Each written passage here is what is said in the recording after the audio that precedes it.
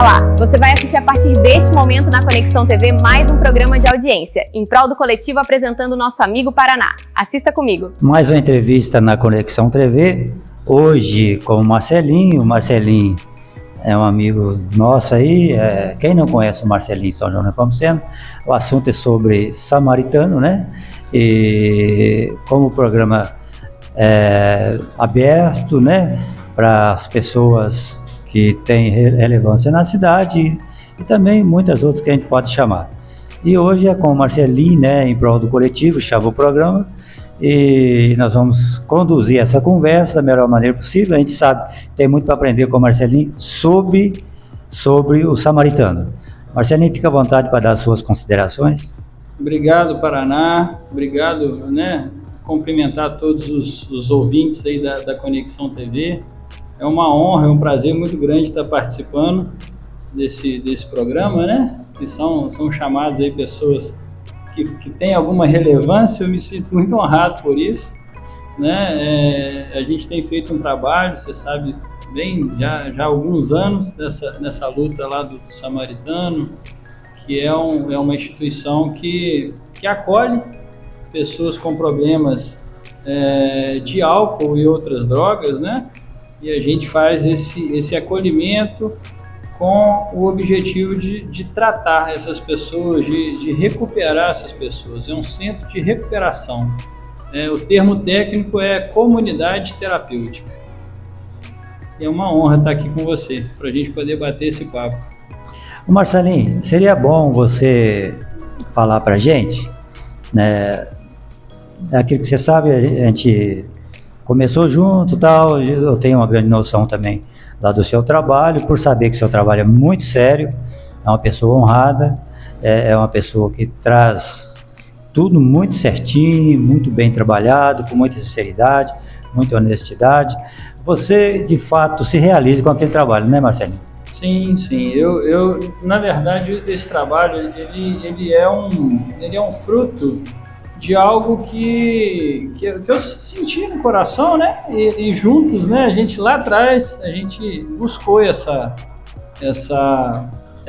é uma gratidão que eu tenho. Eu no meu caso, eu tive problemas com drogas na minha adolescência, e isso perdurou alguns anos, né? Por volta aí de uns 8 anos ou mais, 8, 9 anos. Só que isso foi para mim muito marcante, né? Isso foi capaz de trazer prejuízos assim relevantes na minha vida, na minha família, e eu, graças a Deus, eu consegui sair dessa situação, né? Buscando a Deus. Eu não me internei numa comunidade terapêutica, mas a parte espiritual, né? A espiritualidade, a minha busca de Deus, ela me fez enxergar algumas coisas, né? E eu, graças a Deus, eu consegui sair dessa condição, e até hoje eu tenho muitos amigos, né? Que muitos se perderam, muitos morreram, alguns, hoje mesmo eu estava tentando internar um grande amigo meu, que eu não consegui. Ele chegou aí na clínica hoje pela 3ª vez. Ele chega e, pra você ter ideia, ele não conseguiu nem dormir, todas as 3 vezes. Ele está muito doente mentalmente. Então, assim, isso tudo, vendo o prejuízo que eu poderia, se eu permanecesse nessa condição, o prejuízo que isso poderia causar na minha vida, eu resolvi, né, buscar uma forma de ajudar as pessoas. E eu procurei alguns amigos na época, né, Paraná, para poder participar junto desse projeto. E você esteve junto com a gente há alguns bons anos, né? Que foi muito relevante para a gente, sua ajuda, a ajuda do Samuel. O Samuel também esteve junto com a gente, né? Nessa abertura do projeto. E a gente ficou nessa caminhada aí, custeando essas coisas durante alguns anos, né? Algum tempo.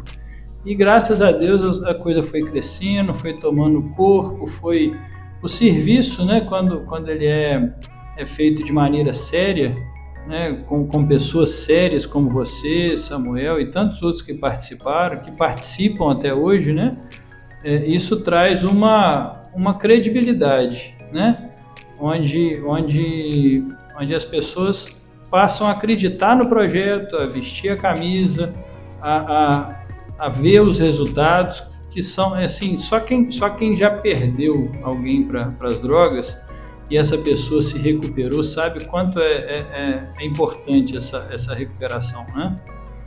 Marcelinho, na sua experiência, fala pra gente os pontos, se tem alguns pontos mais críticos na cabeça ou na família da pessoa que chega aí para a droga. Na verdade, a dependência química, ela é uma doença que é considerada uma doença multifatorial, ou seja, nunca é só um fator o motivo que a pessoa foi para a droga, né? Muitas vezes a gente quer achar um culpado, o culpado foi por conta dessa situação, ou por conta do outro, foi por conta do pai, da mãe, do emprego, da esposa ou da namorada que terminou e mexeu e tal. Na verdade, isso são gatilhos, né? Mas assim, são de alguns dos fatores. Como é uma doença multifatorial, são muitos fatores, normalmente, né? A gente quer achar um culpado, mas é uma complexidade que a gente precisa tentar, no trabalho da recuperação, tentar achar os pontos mais relevantes ali para a gente poder ir trabalhando aquelas questões, né? As pessoas muitas vezes tiveram perdas significativas, né, que mexeu com o emocional, que mexeu com a mente, que mexeu com a parte da saúde mental da pessoa, né? Tem pessoas que passam a vida inteira ali fazendo um uso, que a gente chama de uso recreativo da droga, né? O álcool é um grande exemplo, né, de pessoas que fazem uso ali durante muitos anos e aí de repente chega já na velhice, né, já numa idade um pouco mais avançada e de repente a pessoa aposenta. Aí na aposentadoria, a pessoa muitas vezes entra em conflito existencial, conflito de pessoal, da pessoa olhar e não se sentir mais útil, não se sentir mais capaz, e a saúde mental dela um pouquinho comprometida foi o gatilho que muitas vezes levou a pessoa a se afundar. Então ela já estava num processo de dependência química. Porém, ela teve um dos gatilhos que foi, vamos dizer assim, a gota d'água. Às vezes foi uma aposentadoria, às vezes foi uma perda de um parente, às vezes foi um processo de separação, enfim, são muitos fatores. Mas normalmente a pessoa tem outros fatores que já acompanhavam ela, né? Na pandemia a gente usou muito esse termo, né? Esse é o termo da doença que vem antes da doença principal, que era o Covid. A pessoa tinha comorbidade, né? É uma doença que vem antes. Então, a pessoa tem, às vezes, transtornos que ela nem sabe que tem, né? Muitas vezes uma pessoa tem, um exemplo, uma pessoa que tenha um TDAH, um transtorno de déficit de atenção e hiperatividade. É algo que as pessoas estão começando a entender um pouco mais agora e diagnosticar isso. Só que quem tem o transtorno, o TDAH, é um fator altíssimo de risco para a pessoa se tornar dependente químico.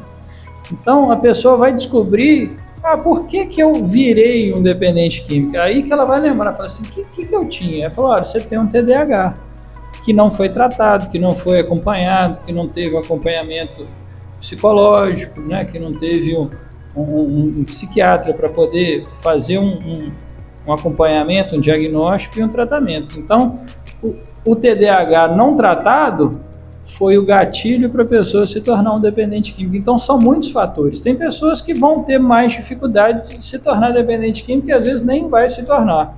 Outros que têm alguns transtornos, alguns fatores que ela não sabe, ela é um dependente químico em potencial sem saber, muitas vezes, né?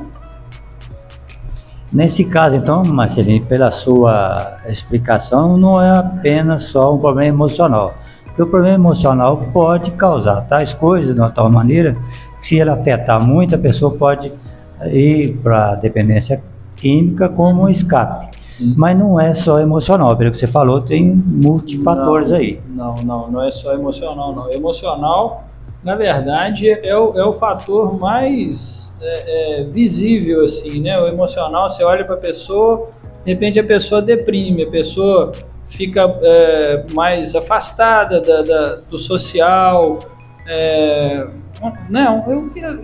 o que aparentemente a depressão causa, né? A pessoa fica mais enclausurada ali em casa, no quarto, não quer levantar e tal. Ali já é vamos dizer assim, um extremo, e é fácil de você observar, né?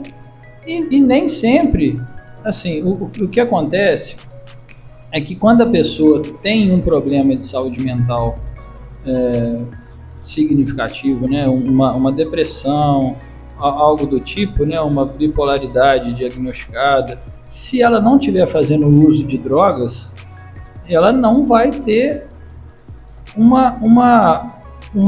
como se diz, ir ladeira abaixo, né, perder o freio, se tornar um usuário compulsivo, porque ela vai ter só o problema de saúde mental, mas se ela tiver junto com o problema de saúde mental fazendo uso de uma substância, fatalmente ela vai tentar aliviar as dores do problema de saúde mental na droga.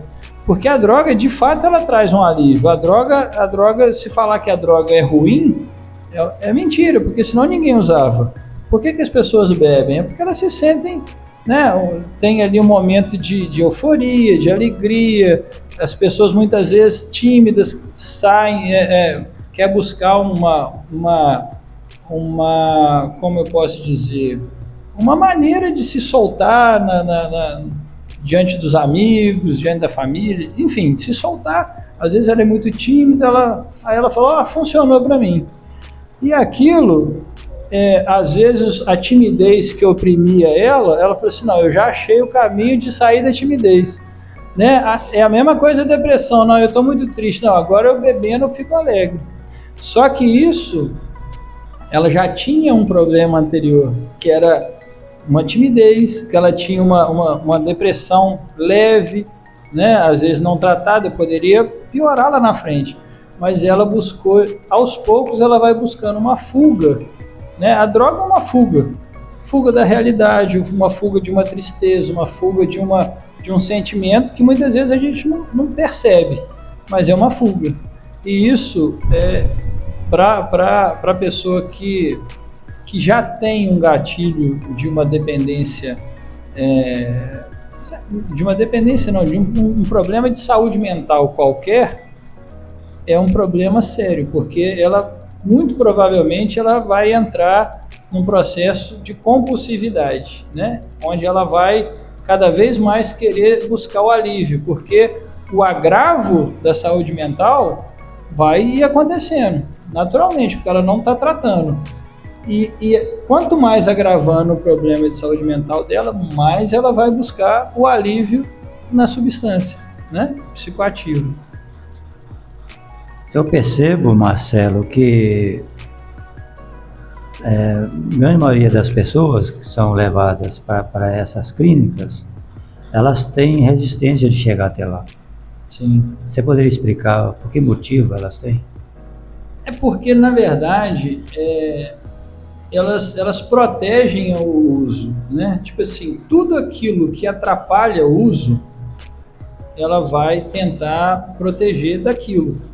Então, assim, um exemplo, eu não vou ficar, eu gosto de ficar aqui, mas eu não posso ficar aqui sempre porque eu tenho que usar droga, aqui eu não posso usar, então eu vou sair daquela condição. Tudo o que me atrapalha a usar, né, eu vou sair fora daquilo, né? As pessoas começam a fazer uma seleção, né, ficar muito seletivo e às vezes deixar de participar de eventos. Às vezes um evento bacana que ela gostava antes, ela vai deixando de participar, Poxa, vai ter um evento, vai ser legal, vai. Mas ela pensa assim, não vai ter bebida, eu não vou poder usar droga, então para mim não serve, né? Então, tudo o que atrapalha o uso, ainda que seja uma festa, às vezes ela vai deixar de ir para proteger o uso. Eu preciso usar, né? Então, a clínica é isso, a pessoa vai indo no limite, até onde eu aguento, não, eu vou tentar, igual o rapaz que foi hoje lá, já tentou algumas vezes, aí chegou lá, falou assim, Marcelinho, eu acho que eu vou para casa, que eu vou tentar trabalhar. Eu falei, amigão, tem 15 anos que você está falando que você vai buscar trabalho, tem 15 anos que você está nessa luta, falando que vai melhorar, falando que vai virar e tal, mas chega na hora da internação e ele fala assim, não, eu acho que eu vou fazer uma tentativa. Mas por quê? Na verdade, a mente dele está enganando ele para ele sair daquele lugar que ele não pode usar droga, para ele dar uma resposta para a família, não, eu saí porque eu vou tentar trabalhar. Ele precisa dar uma resposta, vamos dizer assim, aceitável, né, pela família. Não, eu vou sair porque eu vou tentar trabalhar. Mas ele mesmo, no fundo, se ele fizer um check-up ali da verdade e a mentira, ele vai ver que aquele pensamento é um pensamento enganoso. Que ele está saindo para dar uma maquiada e voltar a usar. Entendeu? Então, é uma doença muito complicada. A OMS, né? Organização Mundial da Saúde, diz que essa doença é uma doença muito complicada, muito difícil de mexer, né? De trabalhar, porque ela fala que é uma doença que não tem cura. Marcelo, mas então as pessoas vão para a clínica para quê? Para entrar no tratamento. E o tratamento não é só de 6 meses, que é o tempo da clínica, é o tratamento pro resto da vida. É um tratamento, a pessoa entra em tratamento, ela foi curada? Não. Como muitas doenças, a pessoa tem doença do coração que não vai tomar remédio pro resto da vida, ela foi curada? Não. Mas ela está em tratamento. Né? Um diabetes, um problema do coração e tantas outras doenças que a pessoa tem que estar em tratamento. É uma doença que não tem cura, é uma doença progressiva, né? Se você não entrar nessa recuperação, a tendência é ela só ir piorando e agravando. É uma doença progressiva, só piora, ela não regride, né? E uma doença que pode levar à morte. É isso que a Organização Mundial da Saúde diz, e a gente sabe, e na prática, de fato, é isso. É uma doença grave, complicada, silenciosa, e muitas vezes a família não sabe que, às vezes, de alguma maneira está contribuindo para que o filho participe desse tipo de coisa, sabe? Numa permissividade de uso de drogas, né? De bebida,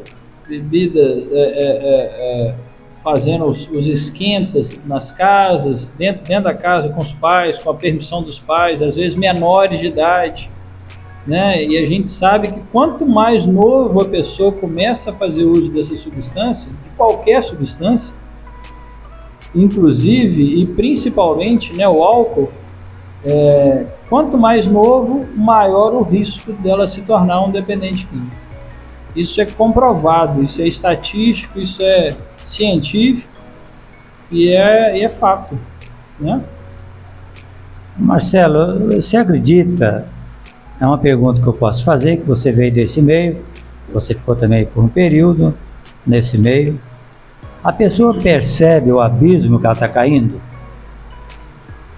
Ela percebe, sim, mas assim, eu percebo também que a maioria das vezes quando ela começa sem ter muita noção do risco. Mas a partir do momento que ela percebe que ela está começando a tentar, a perder o manejo, o freio ali, é porque ela já se tornou um dependente químico, né?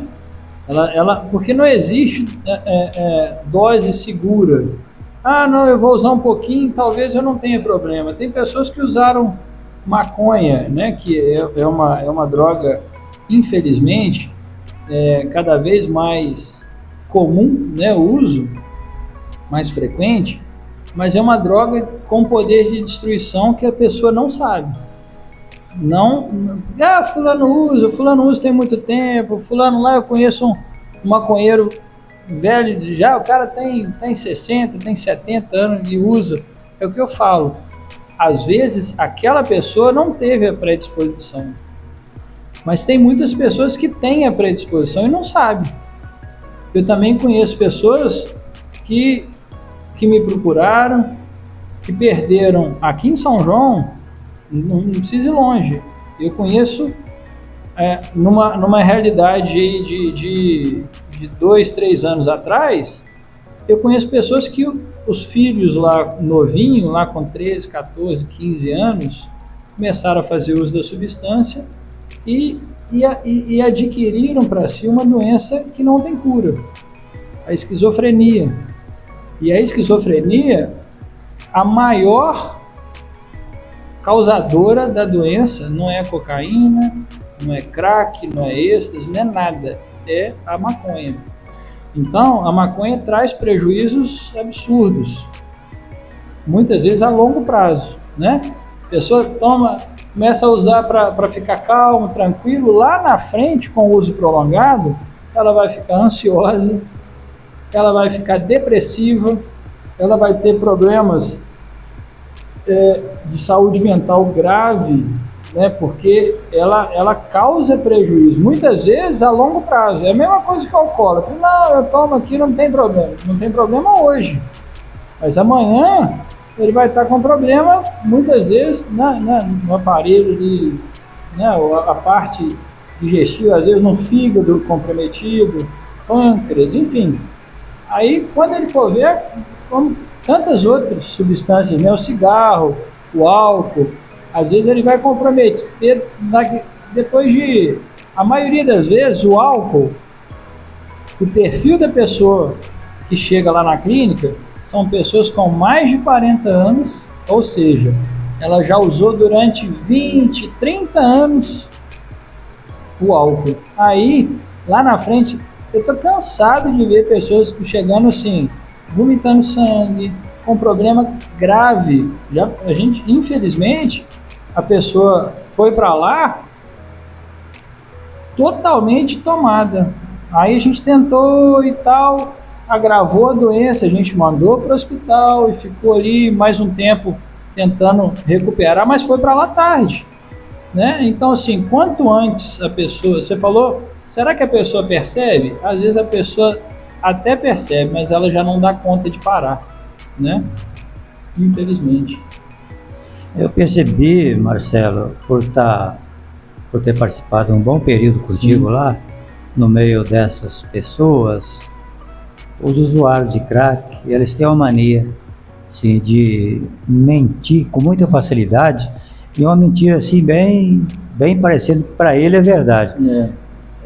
Você acha que o crack em si leva a questão de caráter também, diminui o caráter da pessoa, ou é uma fuga dela se aparecer ali na mentira? A dependência química, ela é uma doença que mexe com o comportamento, né?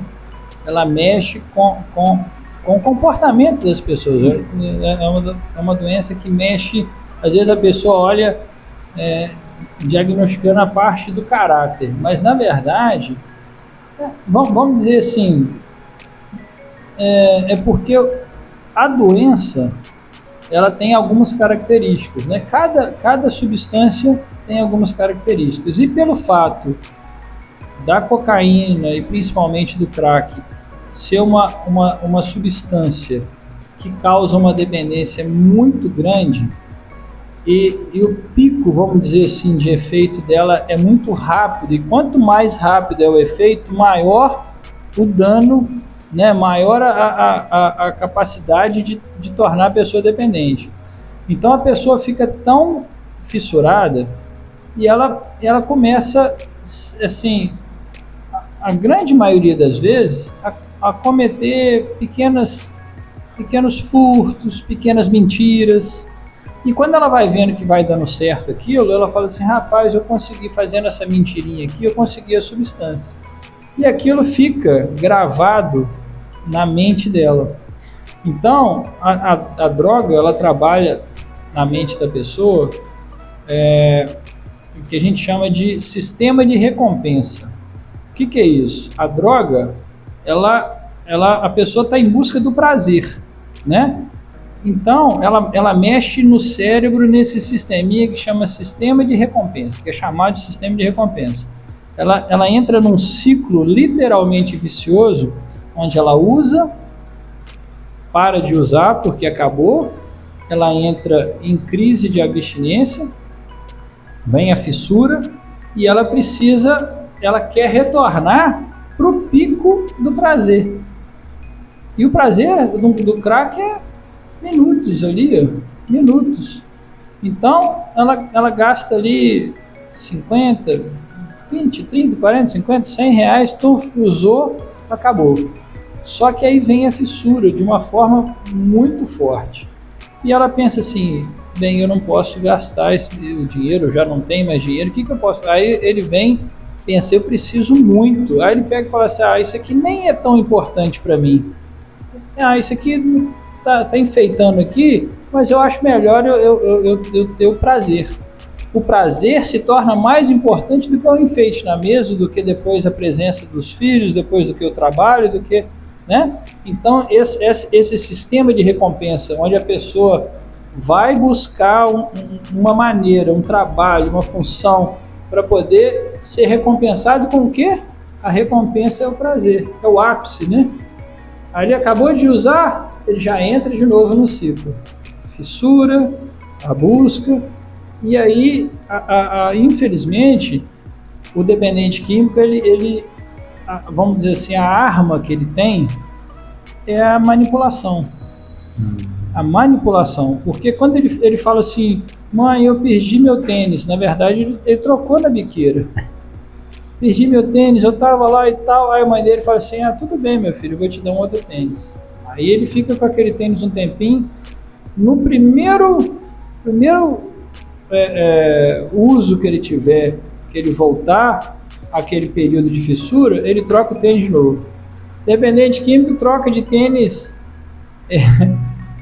por mês, se deixar ele compra 5 pares de tênis e pede dinheiro para cortar cabelo e volta cabeludo todas as vezes. Eu perdi o dinheiro, fiz aquilo, eu fui comprar não sei o que, sempre perdeu, sempre esqueceu, sempre roubaram ele e tal, mas na verdade é uma maneira que ele encontra de manter a dependência, né? Manter o uso, infelizmente.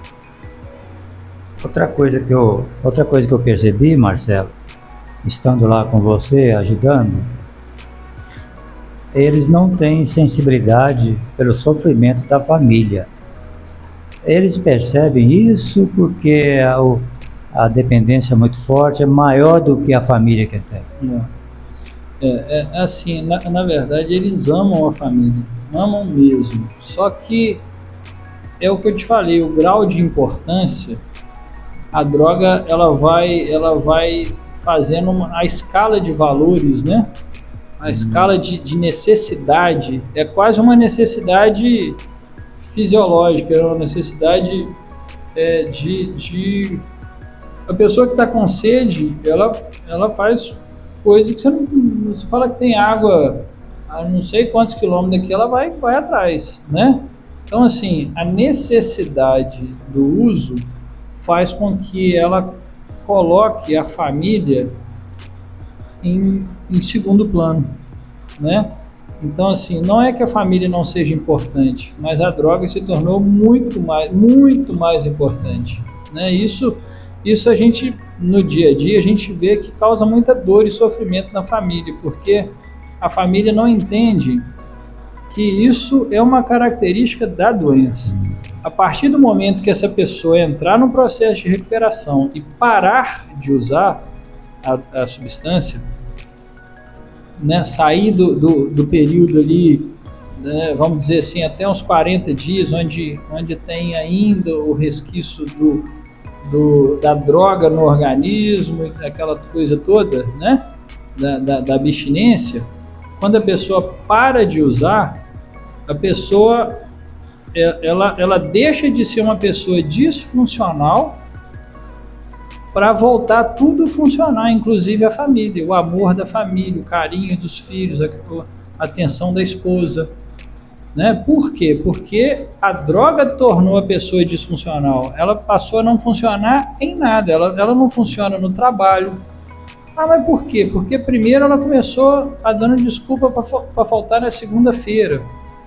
Você quer ver o típico dependente químico? Vê o dia do pagamento. Se for dia de semana, no outro dia ele não vai. Se for final de semana, às vezes ele vai emendando, na segunda ele não vai. Então, ele começa... Não é que ele não gosta, ele não precisa do emprego. Ele precisa, gosta do emprego, é grato né, ama às vezes trabalhar naquele lugar, mas a droga se tornou mais importante. Então, quando ele recebe o dinheiro, ele perde o freio. O dinheiro é o poder que ele tem de comprar, né? E muitas vezes a família passa a não ver nada desse dinheiro que ele recebe, né? Ele vai receber esse dinheiro, chegou na mão dele, a primeira coisa que vem é a vontade. Eu costumo dizer o seguinte: quando a pessoa põe o dinheiro na mão, ela pensa assim: o que eu posso fazer? Né? O poder. O que eu posso? Um sentimento de poder, capacidade de fazer algo que você não tinha condição, mas o dinheiro te deu poder, te deu condição de fazer alguma coisa. E a primeira coisa que a pessoa pensa, ela fala assim, quando ela fala assim, o que eu posso fazer, ela está pensando assim, lá no subconsciente ela está pensando assim, o que eu posso fazer com esse dinheiro que vai me dar um prazer, né, imediato. Então, o dinheiro, ele na hora que cai na mão, ele parece que sobe aqui pelo braço, aqui, vai lá no cérebro e toca o sininho e fala assim, droga, né? E ela pensa na droga, é um gatilho. O dinheiro se torna um gatilho para o dependente químico que já perdeu o freio, se tornou compulsivo. Tem muitas pessoas que têm, eu falo pra caramba, né? Vou emendando um assunto no outro, mas assim, é porque uma coisa puxa a outra, né? Então assim, tem muitas pessoas que falam assim, não, meu marido não é dependente químico, não. Fala assim, ah, não? Aí ele fala assim, aí eu pergunto, falo assim, quando é que ele usa droga? Ele fala assim, toda sexta-feira. Sexta-feira, às vezes, ele volta para casa só a segunda. Aí eu falo assim, mas aí a pessoa às vezes questiona, fala assim, mas por que ele não usa de segunda a quinta? Eu falo assim, porque ele não tem dinheiro. Na sexta-feira, quando ele recebe o dinheiro dele, ele mostra a doença. A doença mostra a cara dela, entendeu? Então o dinheiro, muitas vezes, é o gatilho que evidencia a dependência química. Marcelo, diante dessa aula que você está dando aí sobre dependência química, aprendi muito aqui com você agora, eu lidei bastante nesse meio, mas eu não tenho essa profundidade. De fato, tem que querer muito para sair disso, né? Muito mesmo. Eu costumo dizer exatamente essa frase. Quando a pessoa fala assim, Marcelo, eu queria me internar. Aí eu costumo dizer, você quer ou você quer muito? Porque quem quer não dá conta não, sabe, Paraná? Quem quer não dá conta. O cara tem que querer muito. E o Paraná, aproveitando, eu queria deixar isso gravado, a minha gratidão que eu tenho pela sua ajuda, pela ajuda do Samuel e tantos que passaram lá pela clínica. Eu falo muito de vocês dois porque vocês nos ajudaram a começar, né? Foram aí junto comigo, os precursores aí, a gente trilhou um longo caminho aí, né? Segurando no braço aquilo lá e graças a Deus a coisa tomou aí o rumo que tomou, né? A proporção, graças a Deus a gente tem hoje um reconhecimento não só na cidade, mas em toda a região. A gente presta um serviço aqui, as pessoas, municípios vizinhos aqui, muitas vezes vereadores de Descoberta, às vezes Rochedo, Rio Novo, enfim, as cidades ao redor aqui já conhecem o tratamento e sabem, né, da seriedade do trabalho. Mas enfim, eu queria deixar isso registrado, a minha gratidão que eu tenho pela sua ajuda, que foi assim fundamental para que a clínica tornasse o que é hoje, sabe? Sou muito, muito grato à sua ajuda. Você me perguntou, agora fugiu o meu raciocínio aqui. O que você falou? Eu falo do querer muito. Do querer muito, sim. Se não querer muito, não vai sair nunca. Assim, a pessoa tem que entender que ela perdeu para a droga, né? Ela fala assim, não, eu não posso realmente fazer uso disso. E a partir do momento que ela está disposta a fazer qualquer coisa, aí sim ela é igual a necessidade da água que eu falei. Se a pessoa estiver morrendo de sede, falar, ó, tem água lá na torre lá, ó. Aí fala assim, ó, tem uma bica d'água lá mesmo, acabou a água, tudo que eu vou lá. Ela sobe à toa, ela pode estar com fome, com frio, com sono, com dor, ela vai. Né? É a capacidade que ela tem de buscar algo que ela precisa muito. Quando a pessoa pensa assim, eu acho que eu vou lá, vou dar um tempinho, não vai dar certo. A pessoa muitas vezes também ela vai e fala assim, eu acho que eu vou tentar melhorar, ou vou tentar diminuir. Não existe controle para dependência química. Não existe. O AA, ele tem um lema, né? E o AA que faz um trabalho espetacular, é um trabalho que eu admiro muito. Inclusive, a gente tem uma sala de AA que acontece dentro da clínica. A gente tem uma sala lá que acontece aos sábados. Eles têm um lema que diz o seguinte: evite o primeiro gole. Mas por que evitar o primeiro? Porque depois que você der o primeiro, um é pouco e 1000 goles não vai te satisfazer, entendeu? Então, a pessoa que se tornou dependente químico, compulsiva, ela não pode realmente fazer o uso de nada. Ela tem que entender isso. Isso tem que entrar na mente, no coração, e esse desejo de fazer a vida ir para frente, de fazer a vida, de retomar a vida, tem que ser maior do que o desejo de usar, porque o desejo vai ter e é muito forte, né? Mas tem que existir dentro dela um desejo muito grande de virar a chave, de retomar a rédea da vida, né? E para isso a gente usa lá muito algumas ferramentas, né? Tem várias situações. O principal dentro da clínica é o tempo. É o tempo sem usar. Se a pessoa for lá e ficar 40, 60 dias sem usar, ela já está retomando o controle da mente. Às vezes ela não teve condição e consciência para mudar o comportamento, mas o físico dela, ela já não tem mais o físico domínio sobre a mente, sobre, né, aquela compulsão, o corpo já não tem. Ela tem hábitos, ela tem gatilhos, ela tem lembranças, né? Mas assim, tem muitas ferramentas que a gente usa lá na clínica para a gente poder trabalhar essas questões, né? Como é uma doença de saúde mental, o que adoece na pessoa é a mente, É a cabeça. é a mente, né? Esse ciclo vicioso, esse sistema de recompensa está na mente, a mente que adoeceu. Então a gente tem ferramentas lá como uma psicóloga, a Rose, que é uma benção, uma moça muito bacana, que nos ajuda a trabalhar essas questões, né? A gente tem uma equipe formidável lá com a Rose, com a assistente social, a Isabela, que também faz um trabalho espetacular lá, ajudando as pessoas a retomada dos vínculos, as questões, né, de direitos que elas têm, né? Às vezes ela chega lá sem nada, com a roupa do corpo, sem um documento, a gente corre atrás dos documentos que ela tem, né, para ela poder retomar a vida. Então, para quando ela sair de lá, a vida dela está, vamos dizer assim, organizada para ela voltar para a sociedade, voltar para um trabalho, né? E a gente está nessa busca. O Alírio, que é uma ferramenta, né? O meu braço direito lá dentro, ele me ajuda demais.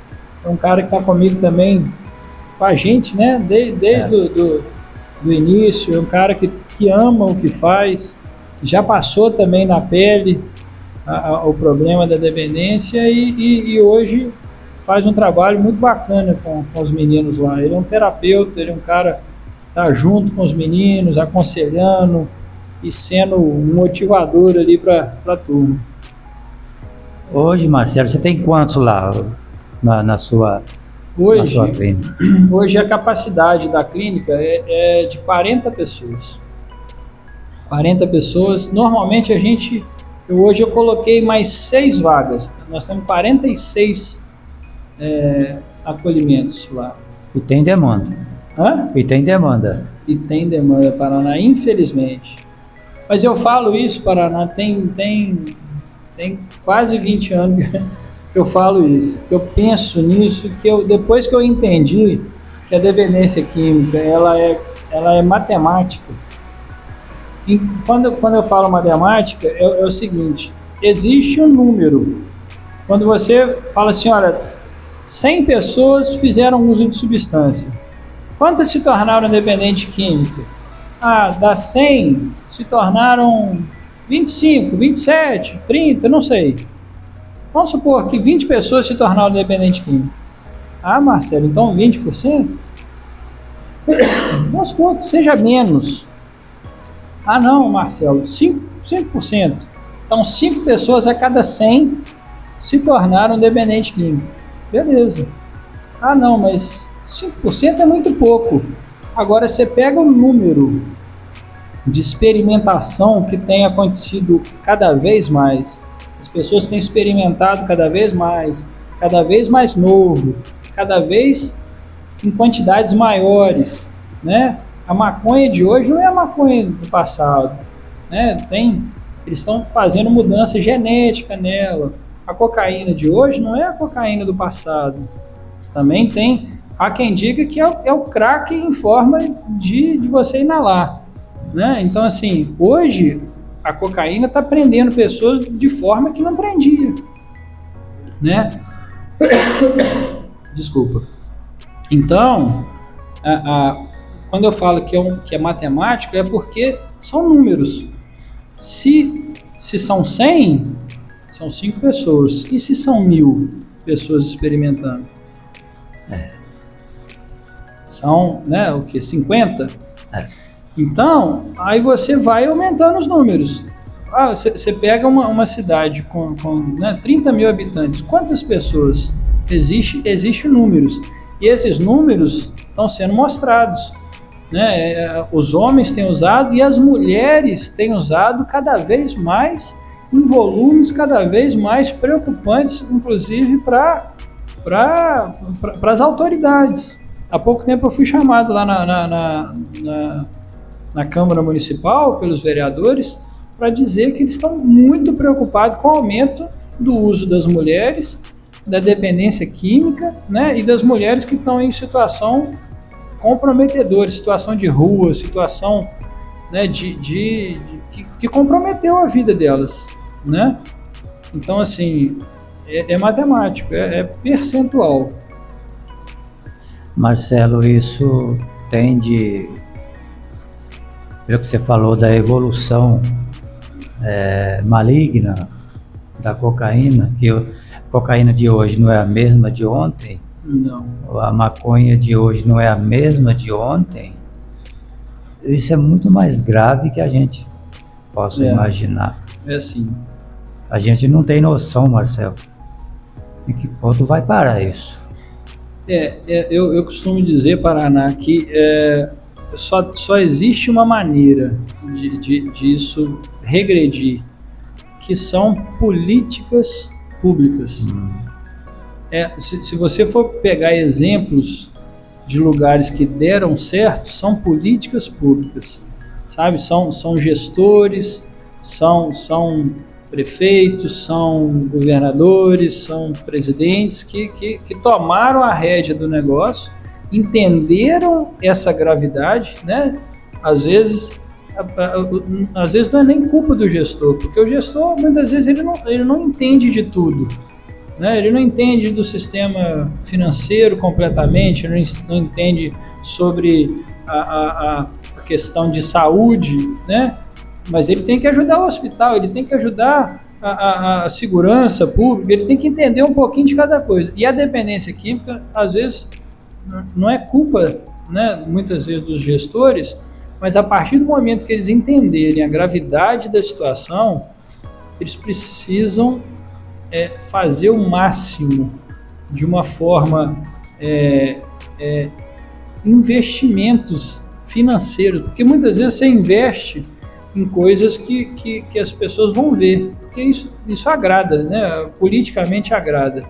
E a dependência química é uma coisa que compromete, às vezes, famílias inteiras, né? Quando uma pessoa adoece com a dependência química, 5 pessoas muito próximas ali adoecem junto.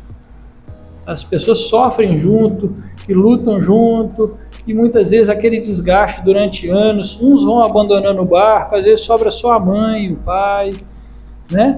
Então, isso é um sofrimento muito grande, e os gestores precisam entender, e graças a Deus, né, a gente vem, né, conversando com os vereadores, eles estão abraçando essa causa, a gente está querendo fazer um trabalho bacana sobre isso, sobre prevenção. Porque quem entrou é difícil sair, mas o trabalho precisa ser sobre prevenção. É evitar que outros entrem, porque depois que entrar é muito complicado a recuperação, né? E é muito mais inteligente você trabalhar a prevenção, é mais inteligente, é mais barato você trabalhar a prevenção, mas para isso precisa fazer um investimento, e não é em cima de achismo. Eu acho isso aqui. Não, eu vou trazer pessoas capazes, né, pessoas que estudaram sobre a situação. Eu vou trazer um doutor no assunto, uma pessoa, como a gente tá para trazer uma doutora muito capaz de uma universidade lá de São Paulo para vir aqui e trabalhar essas questões, porque isso engloba todo o sistema, né? A parte da saúde, a parte da segurança pública precisa entender, é uma rede. Quando um policial pegar uma pessoa que está numa determinada condição, ele precisa saber para onde ele vai encaminhar. Quando chegar no hospital, no pronto-socorro, ele precisa saber para onde encaminha. Quando uma professora perceber que o aluno está numa condição tal, ela precisa saber para onde ela encaminha. Essa rede, né, precisa funcionar. Então, para isso precisa capacitar a rede, precisa capacitar as pessoas, precisa trabalhar, e não pode ser, a prevenção não pode ser um tema de uma vez no ano. Semana da prevenção no município, então vamos lá falar na rádio, vai dar uma palestra uma vez no ano. Não, isso não é de uma vez, isso é para ser trabalhado o ano todo, sabe? É uma questão de saúde pública, é uma questão para se encarar isso de uma forma corajosa e com coragem para poder fazer os investimentos necessários, para poder trazer algum resultado. Pelo que eu percebo nas suas falas, Marcelo, nem pais, nem vizinhos, nem gestores, ninguém tem o entendimento e a sabedoria de entender que isso é uma doença mais grave de todas as doenças. Isso não chegou até nós. Só quem teve lá no meio, igual você teve, só quem lida nesse meio, lidei um período com você, que começa a ter a sua paciência, seu amor, a sua vontade de trabalhar isso, que você conhece. Você esteve lá, você sabe como é que é, você sabe o desgosto que você deu para sua família. A gente sabe que porque qualquer dependente, qualquer família vai dar, Vai. que tenha dinheiro ou que não tenha dinheiro, todos vão sofrer. Vai sim. E não tem limite para as pessoas dependentes. O limite é ele faz o limite dele. Sim. Ele limita, eu quero isso e pronto. Uhum. Os outros que se danem, mas é ele, não, a doença que É a está nele. doença, exatamente, é característica da doença.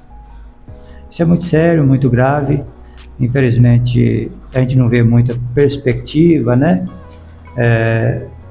Acho que os pais que estão ouvindo aí, que têm filhos, ficar muito próximo dos filhos, acompanhar os filhos, saber os passos que os filhos estão dando Sim. e ser amigo, não só ser pai e mãe, mas ser amigo. Exatamente. Amigo do filho para que não dá esse escorregão, porque esse escorregão pode nunca mais sair do abismo. É muito verdade. sério isso, muito grave. Foi muito interessante a entrevista com você, trouxe muito aprendizagem. Que bom. Essa TV atinge, Marcelo, 36 cidades. As 36 cidades, isso vai atingir umas 500 a 600 mil pessoas, sem contar as redes sociais. Então você deu uma aula que eu sabia que ia ser assim. Que bom. Eu sabia que você entende, eu sabia do amor que você tem nesse meio e também a dedicação que você tem e também a honestidade. Por isso eu estava ansioso para te trazer até aqui. E nós, eu e o Roninho, o dono da TV, queremos te agradecer por essa oportunidade. Né? A gente agradece muito. Eu sabia, sim, de antemão, que ia ser nesse nível. Que bom. Deu certinho, chegou no nível que a gente está precisando. Quem ouvir essa aula vai repensar alguns pontos lá dentro da casa dele. Eu te agradeço por isso. Passo para você dar suas considerações finais. Paraná, eu que agradeço, tá? Agradeço o convite a você, ao Roninho. É sempre bom a gente poder falar um pouco sobre o assunto, né? Abrangente aí, com a rede, né? Alcançando tantas pessoas, tantos municípios, né? A gente espera que de alguma forma possa trazer conhecimento, porque o conhecimento ele é libertador, né? Existe um versículo bíblico que fala que conhecereis a verdade e a verdade vos libertará, né? A gente trabalha muito essa questão da espiritualidade também lá na clínica, que é muito importante, mas o conhecimento ele é libertador. Então, quando você começa a entender um pouco mais sobre a doença, os riscos, você tem condição de prevenir, né? E eu espero que tenha de alguma forma contribuído aí com cada ouvinte que tiver aí a oportunidade de estar ouvindo esse bate-papo aqui. E agradeço o convite, Paraná, agradeço mais uma vez a parceria de tantos anos, né? E deixar aí também uma palavra para as pessoas que estão hoje vivendo a dependência química. A gente sabe que é difícil, mas existe maneira de se recuperar, sabe? A gente está lá de portas abertas para poder ajudar as pessoas que tiverem realmente o desejo, mas não é querer só não, tem que querer muito, né, Paraná? As pessoas que quiserem de verdade mudar a sua condição, pode nos procurar, sabe? A gente está de porta aberta. Tem um telefone lá da clínica que é 998364000, 998364000. Se quiser entrar em contato com a gente para buscar alguma informação, alguma ajuda, a gente está à disposição, tá bom? Deus abençoe, muito obrigado pelo convite. Beleza. Foi além. Obrigado, meu amigo.